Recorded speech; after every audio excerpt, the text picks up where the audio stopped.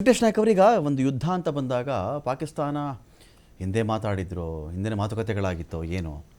ನಾವು IMF ಅಲ್ಲಿ ಒಂದು ವಾಕೌಟ್ ಮಾಡಿದ ಮೇಲೂ ಕೂಡ ಪಾಕಿಸ್ತಾನಕ್ಕೆ ಹಣ ಹೋಯಿತು, 19,000 ಕೋಟಿ ಹೋಯಿತು ಅಂತ. ಅದಕ್ಕಿಂತ ಜಾಸ್ತಿ ಬೇಜಾರಿನ ವಿಚಾರ, 19,000 ಕೋಟಿಯನ್ನು ಅಲ್ಲಿನ ಶಿಕ್ಷಣಕ್ಕೋ ಆರೋಗ್ಯಕ್ಕೋ ಮೂಲಸೌಕರ್ಯಕ್ಕೋ ಬಳಸಿದರೆ ನಮ್ಮ ತಕರಾರಿಲ್ಲ. ಮೊದಲೇ ಅದು ಒಂಥರ ಬೇಲ್ಔಟ್ ಕಂಡೀಷನಲ್ಲಿ ಕೊಟ್ಟಿರ್ತಕ್ಕಂಥ ಅಮೌಂಟ್ ಅಂತ ಹೇಳಿ. ಉಗ್ರ ಮಸೂದ್ ಮನೆಗೆ ಹೋಗಿ 14 ಕೋಟಿ ಕೊಟ್ಟು ಬಂದಿದ್ದಾರೆ ಪಾಕಿಸ್ತಾನದಲ್ಲಿ. ಮಸೂದ್ ಅಜರ್ ಮನೆಗೆ ಹೋಗಿ ಅವನ ಮನೇಲಿ 14 ಹೆಣ ಬಿತ್ತು. 14 ಹೆಣ ಮಸೂದ್ ಮನೇಲೇ ಬಿತ್ತು. ಹೆಣಕ್ಕೂ ಒಂದೊಂದು ಕೋಟಿ ಅಂತ 14 ಕೋಟಿ ಕೊಟ್ಟು ಬಂದಿದ್ದಾರೆ. ಇದೊಂದು ಭಾಗ. ಯುದ್ಧದಿಂದ ನಾವು ಏನು ಸಂದೇಶ ಕೊಟ್ವಿ, ಪಾಕಿಸ್ತಾನ ಮೆಸೇಜ್ ಕೊಡ್ತಾ ಇದೆ ವಿಶ್ವಕ್ಕೆ ಅಂತ. ನಾನು ಎಂದಿರೋದೇ ಹೀಗೆ, ಏನೀಗ ಉಗ್ರ ಮನೆಗೆ ನಾನು ಹೋಗ್ತೀನಿ, ಉಗ್ರರ ಅಂತ್ಯಕ್ರಿಯೆಯಲ್ಲಿ ಸಕಲ ಸರ್ಕಾರಿ ಗೌರವ, ಅಲ್ಲಿ ಟೆರರಿಸ್ಟ್ ಅಂತ್ಯಕ್ರಿಯೆಗೆ ಸಕಲ ಸರ್ಕಾರಿ ಗೌರವ ಸರ್, ಸೇನಾ ಗೌರವ ಪ್ಲಸ್ ಸೇನಾ ಗೌರವ, ಅಲ್ಲಿ ಧ್ವಜ ಉದಿಸ್ತಾರಲ್ಲಿ. It is a open and shut case. ಏನಂತಂದರೆ ಪಾಕಿಸ್ತಾನ ಟೆರರಿಸಮ್ ಸ್ಪಾನ್ಸರ್ ಮಾಡ್ತದೋ ಇಲ್ಲೋ ಅದಂಥ ಪ್ರಶ್ನೆನೇ ಇಲ್ಲ.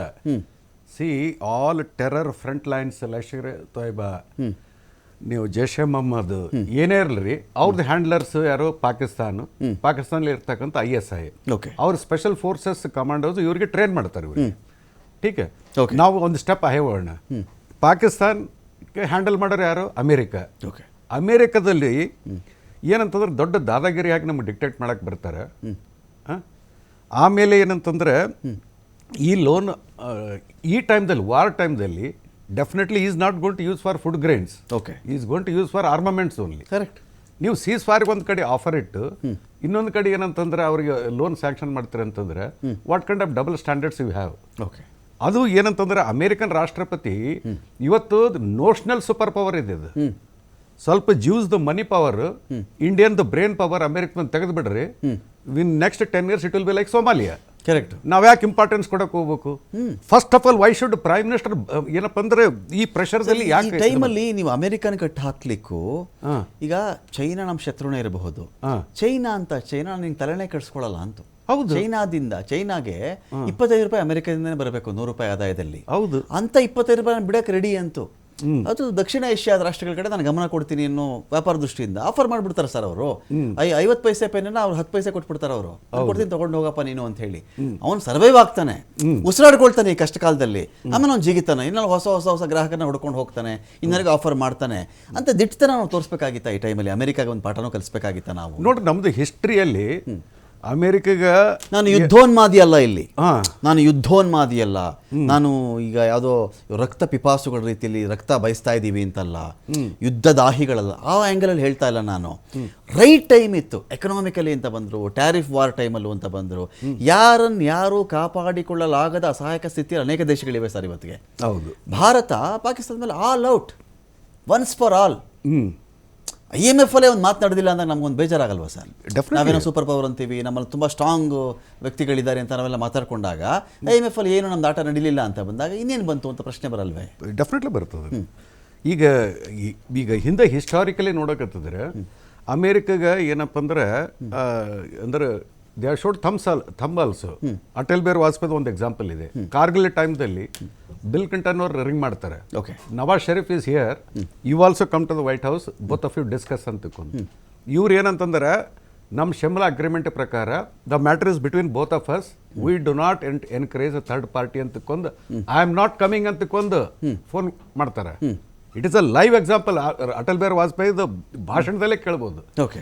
Next Indira Gandhi Richard Nixon ಜೊತೆಗೆ ಫೇಸ್ ಆಫ್ ಆದ ಕೂಡಲೇ there was a press conference called by American press. She rejects that press conference. And when she comes back to India, ಅವಾಗ ಏನಪ್ಪ 7th ಫ್ಲೀಟ್ ಧಮಕಿ ಕೊಡ್ತಾರೆ, ನೀವು 7th ಫ್ಲೀಟ್ ತರ್ರಿ ಅಥವಾ 70th ಫ್ಲೀಟ್ ತರ್ರಿ, I am not going to get scared ಅಂತ. ನಾವು ಒಂದು ದೊಡ್ಡ 140 ಕೋಟಿ ಬಾಳತಕ್ಕಂಥ ಏನಪ್ಪ ಅಂದ್ರೆ ಜನಸಂಖ್ಯೆ ಇರ್ತಕ್ಕಂಥ ದೇಶ. ಅವ್ರ ಪಕ್ಕದಲ್ಲಿ ನೋಡ್ರಿ ನೀವು ಕ್ಯೂಬಾ ಅನ್ನೋದ್ರು. What is Cuba? Fidel Castro.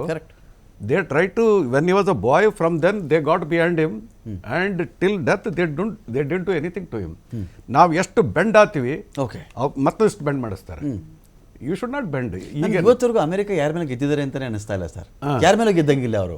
ಒಂದು ಅಫ್ಘಾನಿಸ್ತಾನ ಕೂಡ ಅವ್ರು ಏನು ಮಾಡ್ಕೊಳಕ್ ಆಗ್ಲಿಲ್ಲ ಅಂತ. ಅಫ್ಘಾನಿಸ್ತಾನ 20 ನೀವೆಲ್ಲಿ ಕ್ಯೂಬಾವರೆಗೂ ಹೋಗ್ತಾ ಇದ್ದೀರಿ. ಒಂದು ಅಫ್ಘಾನಿಸ್ತಾನ 10-15 ವರ್ಷ ಇದ್ಕೊಂಡು ಕಾದ್ರೂ ಕೂಡ ಏನು ಮಾಡಕ್ ಆಗ್ಲಿಲ್ಲ ಸರ್. ಅಫ್ಘಾನಿಸ್ತಾನದ ಲಾಜಿಕ್ ನೋಡಿದ್ರೆ ಬಹಳಷ್ಟು ನಗು ಬರ್ತದೆ. 2001 ಬಂದ್ರು, 20 ವರ್ಷ ಇದ್ರು, ಎಷ್ಟು ಟ್ರಿಲಿಯನ್ ಹಣ ಖರ್ಚು ಮಾಡಿದ್ರು. They came to take out Taliban. At the end they handed over the power to Taliban only.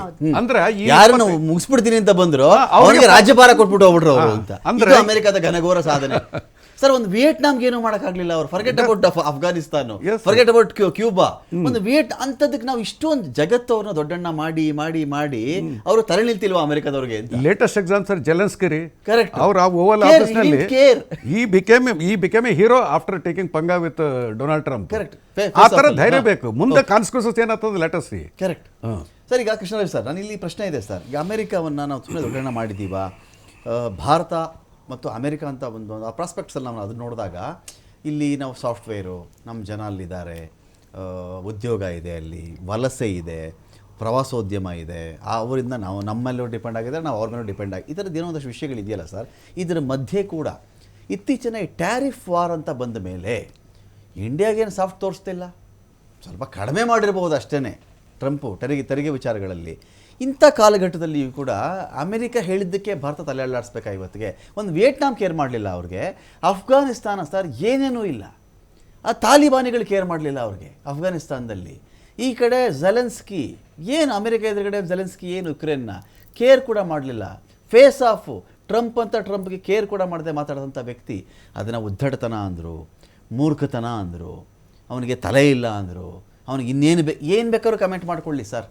ಒಂದು ದೇಶದ ಪ್ರತಿನಿಧಿಯಾಗಿ ನಿಂತ್ಕೊಂಡು ಅವನು ತನ್ನ ದೇಶದ ಮಾನ ಕಳೀಲಿಲ್ಲ ಅವತ್ತಿಗೆ. ಹೀಗಿದ್ದಾಗ ಅಮೆರಿಕ ಬರೋದು, ಇಲ್ಲಿ ವಾರ್ ನಿಲ್ಲಿಸೋದು, ಈ ಕಡೆ IMF ಕಡೆಯಿಂದ ಒಂದು 10,000 ದುಡ್ಡು ಕೋಟಿ ಕೊಡಿಸೋದು, ದುಡ್ಡು ಎಲ್ಲ ಒಂದು ನೋಡಿದಾಗ ನಮಗೊಂದು ಬೇಜಾರಾಗಬಾರ್ದಾ ಸರ್? ಒಂದು ಬೇಜಾರಾಗಬಾರ್ದಾ? ಇದೇನಪ್ಪ ನಮ್ಮ ವಿರುದ್ಧ ಇಂಥವ್ರಿಗೆಲ್ಲ ಫಂಡಿಂಗ್ ನಡೀತಲ್ಲ ಜೋರಾಗಿ ಅಂತ ಅನಿಸ್ಬಾರ್ದಾ ನಮಗೆ ಅಂತ? ನಮ್ಮ ದೇಶ ಒಂದು ಕಾಮನ್ವೆಲ್ತ್ ನೇಷನ್ಸ್ನ ಒಂದು ಭಾಗವಾಗಿರುವಂಥದ್ದು ಭಾರತ ಅಂದ್ರೆ ಈ ಕಡೆ ಈ ಕಡೆ ರಷ್ಯಾಕ್ಕೂ ಜಾಯ್ನ್ ಆಗಿಲ್ಲ, ಈ ಕಡೆ ಅಮೆರಿಕಕ್ಕೂ ಜಾಯ್ನ್ ಆಗಿಲ್ಲ ಅನ್ನೋ ಒಂದು ನೀತಿ. ಅದ್ರ ಜೊತೆಗೆ ಅಲಿಪ್ತ ನೀತಿ ಜೊತೆಗೆ ಈ ಒಂದು ಪಾಕಿಸ್ತಾನ ಮತ್ತೆ ಇಂಡಿಯಾದ್ದು ಅಗ್ರಿಮೆಂಟ್ಗಳು ಸಾಕಷ್ಟು ಆಗಿದೆ. ಸಿಮ್ಲಾ ಅಗ್ರಿಮೆಂಟ್ ಆಗಿರ್ಬೋದು, ಬೇರೆ ಬೇರೆ ಅಗ್ರಿಮೆಂಟ್ಗಳು ಏನಾಗಿದೆ ಅಂತಂದ್ರೆ ಯಾವುದೇ ಮೂರನೇ ರಾಷ್ಟ್ರ ಪಾಕಿಸ್ತಾನ ಮತ್ತೆ ಭಾರತದ ನಡುವಿನ ವಿಚಾರಕ್ಕೆ ಬರಬಾರದು ಅಂತ. ಸೊ ಇದರಲ್ಲಿ ಏನಾಗಿದೆ ಅಂತಂದ್ರೆ ಪಾಕಿಸ್ತಾನ ಮತ್ತೆ ಭಾರತದ ನಡುವೆ ಯುದ್ಧವನ್ನ ಸ್ಟಾಪ್ ಮಾಡ್ಲಿಕ್ಕೆ ನಾನ್ ಕಾರಣ ಅಂತ ಅಮೆರಿಕ ಡಿಕ್ಲೇರ್ ಮಾಡಿದೆ ಈಗ. ಸೊ ಇದು ಏನ್ ತೋರಿಸುತ್ತೆ ಅಂದ್ರೆ ನಮ್ಮ ವಿದೇಶಾಂಗ ನೀತಿ ಏನಾದ್ರೂ ಬದಲಾವಣೆ ಆಗಿದೆಯಾ ಅನ್ನೋದನ್ನ ತೋರಿಸ್ತಾ ಇದೆ ಒಂದು. ಎರಡನೇದು ನೀವ್ ಹೇಳ್ದಂಗೆ ನಾವು ಯಾಕೆ ಅವ್ರಿಗೆ ದಾಸತ್ವದಿಂದ ಬದುಕಬೇಕು? ಭಾರತ ಒಂದು ಶಕ್ತಿಶಾಲಿ ರಾಷ್ಟ್ರ ಆಗಿ ಕೂಡ ಆರ್ಥಿಕವಾಗಿ ಮತ್ತೆ ಸೈನ್ಯದ ಒಂದು ಸ್ಟ್ರೆಂತ್ ಅನ್ನ ನೋಡಿದಾಗ, ಡಿಫೆನ್ಸ್ ಸಿಸ್ಟಮ್ ಅನ್ನ ನೋಡಿದಾಗ ಭಾರತ ಒಂದು ಶಕ್ತಿಶಾಲಿ ರಾಷ್ಟ್ರ ಅನ್ನೋದ್ರಲ್ಲಿ ಏನೋ ಇದಿಲ್ಲ. ಅದರಲ್ಲೂ ಕೂಡ ಈ ಒಂದು ಭಾರತದ ಮೇಲೆ ಒಂದು ಒತ್ತಡವನ್ನ ಹಾಕುವಂಥದ್ದು ಅಮೆರಿಕದ ಒಂದು ಫ್ಯೂಡಲ್ ಸಿಸ್ಟಮ್ನ ಒಂದು ಧೋರಣೆ ತೋರಿಸುತ್ತೆ. ಜೊತೆಗೆ ಅಮೆರಿಕ ಭಾರತದ ಮೇಲೆ ಆರ್ಥಿಕತೆ ಧೋರಣೆ ಏನಿದೆ, ಟ್ರಂಪ್ ಟ್ಯಾರಿಫ್ ಏನಿದೆ, ಅದು ಕೂಡ ನಾನು ಹೇಳ್ದಂಗೆ ಕೇಳಬೇಕು ನೀವೆಲ್ಲ ಅನ್ನೋ ಒಂದು ಸಿದ್ಧಾಂತ ಅವತ್ತು.